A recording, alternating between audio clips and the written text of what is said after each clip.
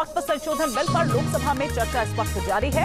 वक्फ संशोधन बिल पर रविशंकर प्रसाद बोले कि वक्फ बिल जो है उस पर विपक्ष के तर्क बेबुनियाद हैं। अनुमति मिलती है। अब सर धारा 25 की बात की गई सर। अब हमारे विपक्ष के उपनेता को मैं सुन रहा था, आपने धारा 25 का जिक्र किया, तो धारा 25 का क्लॉज 2 भी पढ़ लीजिए मेरे साथ।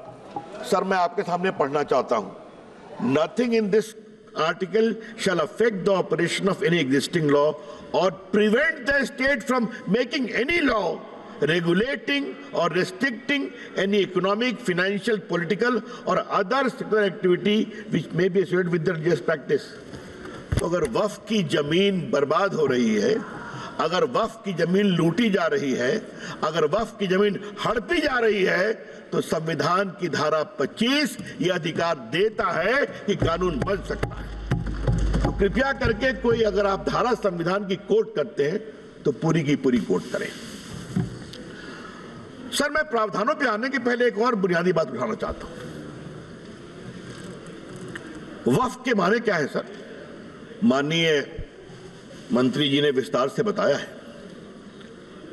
वक्फ is not a religious body. Waqf is just a statutory body. वो कोई धार्मिक संस्था नहीं है, वो सिर्फ एक वैधानिक संस्था है।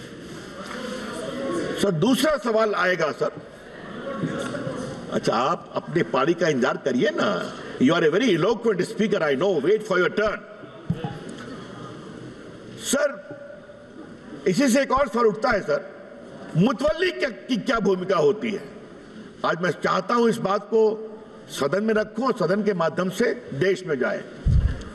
सर मुतवल्ली को सिर्फ मैनेजर बोलते हैं सर, और ये मैं नहीं बोल रहा हूं, मैं इस्लामिक लॉ के एक बहुत बड़े scholar Mulla law of Mohammedan law, इस किताब के मैं 3 लाइन कोट करूंगा सर।